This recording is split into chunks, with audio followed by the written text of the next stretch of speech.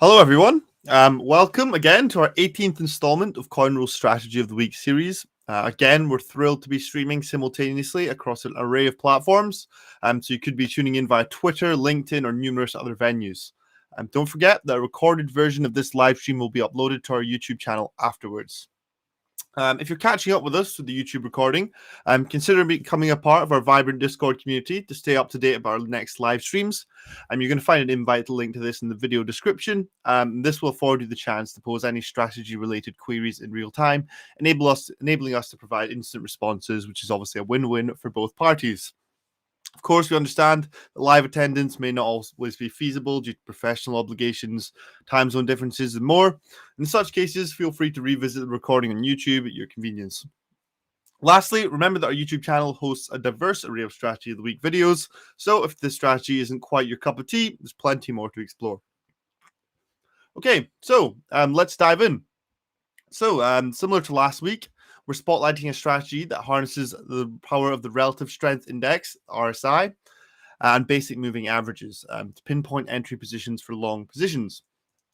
For position exits, we'll again be leveraging these two technical indicators. What makes this strategy particularly appealing is that it will not use TradingView signals. This means it will be able to take advantage of Coinrule's Any Coin scanner. This is really one of our most powerful features, and essentially this tool will scour the market, hunting for coins that match our entry criteria, and subsequently initiating trades on those coins. Additionally, this strategy comes pre-packaged as a template on Coinrule, making it a breeze to set up and launch. This is actually one of our most long-standing and most popular templates called Catch the Bottom. For those interested in a deep dive, the accompanying script for the strategy is available on TradingView. If you wish to conduct a backtest, that's entirely possible, and I'm going to guide you on how to do that process later on. So first, let's have a quick look at the broader macro picture. So let's head to TradingView quickly.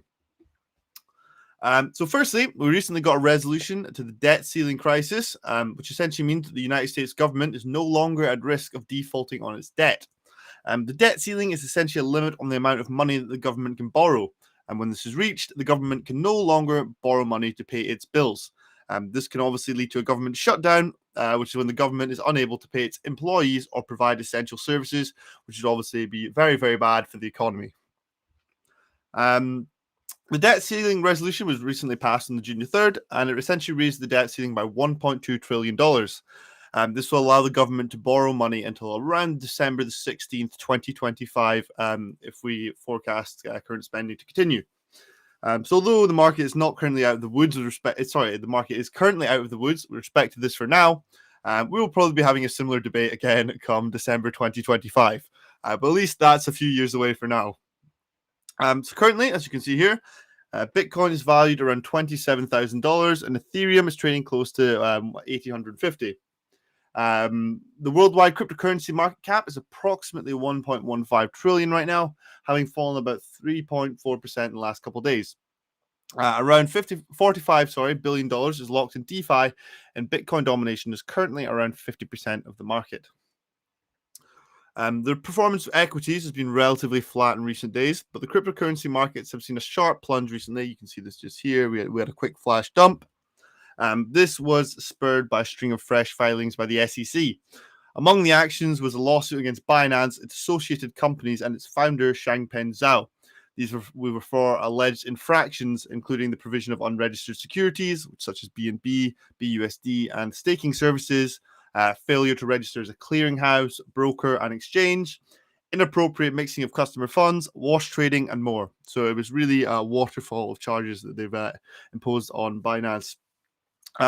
These charges have rattled the crypto markets briefly, I should say, causing Bitcoin to drop roughly 5% yesterday, leading to the liquidation of almost 300 million in long crypto positions, which has marked a daily record for 2023. The SEC's regulatory pressure in the US escalated as it filed a lawsuit against Coinbase less than a day after the action against Binance. The SEC claimed that Coinbase also neglected to register as a clearing agency, a broker, and an exchange, and further accused the Coinbase staking program breached securities laws. As a result, Coinbase shares fell about 16% on the morning of the 4th. Despite this, the crypto market seems to be somewhat resilient following the lawsuit against Coinbase. You can see here it didn't actually perform too badly, possibly due to the fact that leverage was largely eliminated with the news of from Binance. So you can see the SEC are really going after the big exchanges this week. Okay, so let's have a quick look at the technicals here. You can see I've highlighted some key levels. And during our last strategy of the week video, I highlighted that the MACD line, which is this blue line here, looked like it was about to cross above its signal line, which is the orange line. You can see that this recently happened just again here, and it's crossed back under actually. So it's really teetering whether it's going to go above or below. So it's still quite indecisive. If it crossed above, this would be a bullish signal. This is when the histogram turns green. You can see one of the times that this happened, we got a big increase in bullish momentum. And then when it turns red, which is essentially when the MACD crosses under its signal line like this here, and the histogram turns red, we got a big increase in bearish momentum. So it's quite an important indicator to keep an eye on. So you can see here, it's quite indecisive whether it's going to go be positive or negative effectively. So this is one to most certainly keep an eye on. Let's also have a quick look at the RSI. We'll pull this up.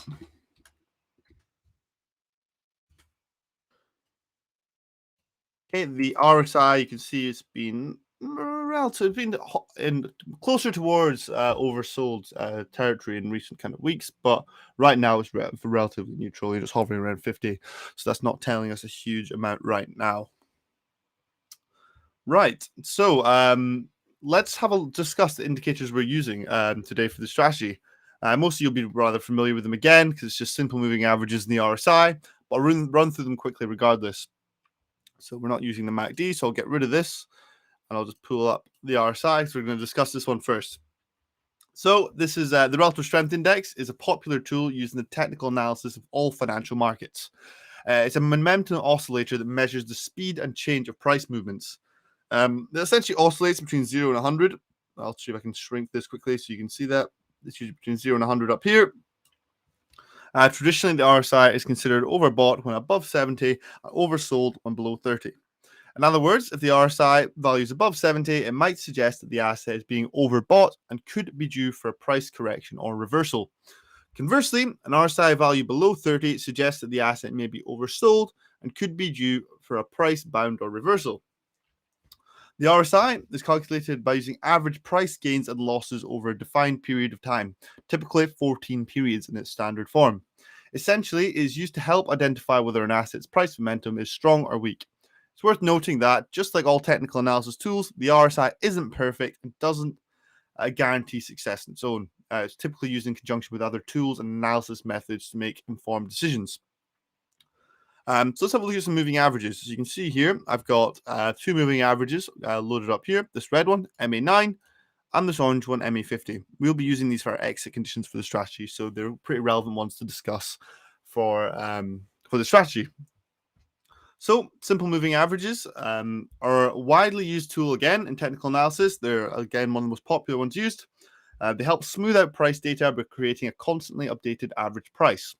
The average is taking over a specified period of time, like in this case, 9 days on 50 days here. But this could be 10 days, 20 minutes, 30 weeks, or any time period that the trader chooses, really. They're very customizable. Here's how it works. So say you want to calculate the 9-day SMA for a particular coin. For each day, you would add up the closing prices for the last 9 days and then divide that total by 9. This gives you the average closing price over the last 9 days. The next day, you drop the oldest price and add the closing price for the new day and divide by 9. The process is repeated over and over, which creates the moving average line on the chart. It's very easy using these technical indicators here because this is obviously automatically done for you. The main function of an SMA or simple moving average is to provide traders with a sense of the overall trend direction of the market.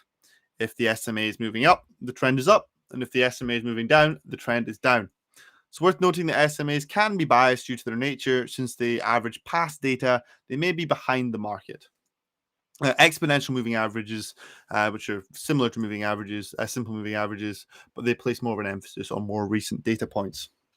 So just like the RSI, simple moving averages are typically used in conjunction with other forms of analysis to make informed trading decisions, and they're not guaranteed to predict market movements accurately on their own. Hence, this is why we're using a combination of the two technical indicators to enter and exit trades with this strategy. Nice. So let's discuss the entry conditions of the strategy. So to enter positions, the strategy looks for three conditions to be met. The first two conditions rely on the RSI. We require the RSI is less than 40 and to have decreased by 3. So this would be like down here, would be this point. The next entry condition relies on moving averages, and we require that MA100 crosses above MA50. So as you can see what's happening here, the green line's crossing above the orange line. So once these two conditions are met, this and this, the trade would be entered. Okay, so let's go over the exit conditions. So to exit positions, the strategy again utilizes moving averages and the RSI. The first condition relies on the RSI.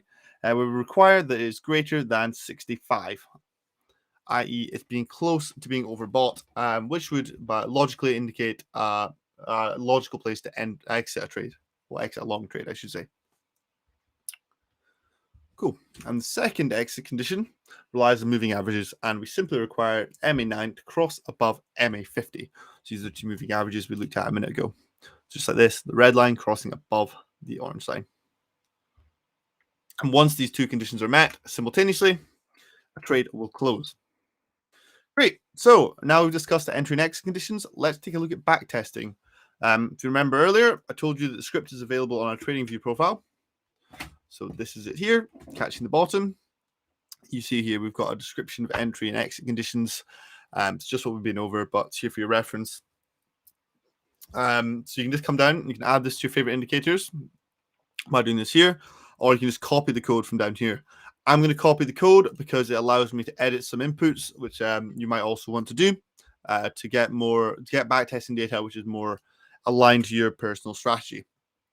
So you just come to the chart you want it to run on, paste the strategy in here, and then you can effectively just add it to the chart if you want to try it in a standard form. But I can just show you how to enter, change a couple variables. So this is the data, essentially where the backtesting data will be from. So I'm actually going to change this from the start of 2022. So let's change this to a 1. This also in its default form, it presumes that each trade is using 100% of the equity. So imagine if I have $100, if having this at 100 presumes that 100% of that equity is allocated per trade.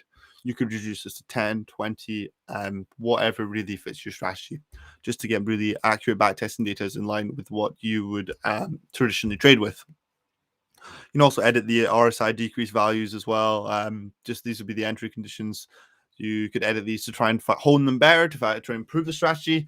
But I've backtested it with quite a lot of range of values, and I find that these work well. So I'm just going to keep these in the standard form.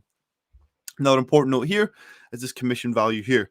0.1%. This means each trade will presume a commission of 0.1%, which is aligned to the base fee on Binance. So let's say you do your trading on Coinbase where the fees are a bit higher. You could change this to a different number, essentially to get more realistic backtesting results again for you. I'm just going to leave it at 0.1 because I trade on Binance. Cool. So once you're happy with this, click Add to Chart. And you see you're given some backtesting data here. So you can see we made a 24.9% net profit, 16 trades, and we were profitable 62.5% of the time. So I'm just trying to zoom in a bit here so you might be able to see this a bit better. You can also just change the time frame up here. So you can see I actually performed better on the 15-minute time frame. Let's try 5 minutes. So we made a loss. So we prefer the 15-minute time frame. You can also change the pairing up here. You can see that they will automatically change. Let's test this on Bitcoin. You can see it made a loss in the 15-minute time frame, and on the 30-minute, it performed better. It made a profit. We're actually profitable 80% of the time, which is obviously pretty good. So this would suggest that one Bitcoin, it performs better on the 30-minute than the 50-minute. So you can really play around with this with a load of different time frames, pairings, to find one that really works for you. I'm going to just come to Coinrule because I'm ready to run the strategy. And this is when you can decide what coin you want this to run on. So if you want to take advantage of any coin scanner, which is, as I said earlier, it's quite powerful because it will essentially scan the market for coins that meet these criteria and then enter trades simultaneously on them. I'm actually going to use this here, but if you wanted, you could just have this run on Bitcoin. But yeah, as I said, I'm going to just have any coin. You also have to choose the time frame that you want it to run on. Remember, we saw with Bitcoin that it performed better in the 30-minute than the 50-minute. So I'm going to have this run on the 30-minute time frame. So to change all this to 30 minutes, you can also quickly just come up here. I've already got the strategy loaded, but come up here, just come to search and type in catching the bottom, and you'll see it here, and you will have the strategy automatically loaded for you. So when these conditions are met, I'm going to buy $100 of that coin from my USDT wallet as a limit order. And then when the coin from action 1 has RSI greater than 65 in a time frame of 30 minutes, remember these are our exit conditions and these are our entry conditions up here. Then I want to sell 100% of the amount bought of that coin to my USDT wallet as a limit order. I want to execute 20 times in total, and we call this catching the bottom. So once you're ready, you click launch. You're given a little preview of the strategy, and then once you're ready, you're happy with this, you just click launch. And there you go. Your strategy is now live. Thank you very much for listening to the Strategy of the Week video. I'll hang around just for a couple minutes.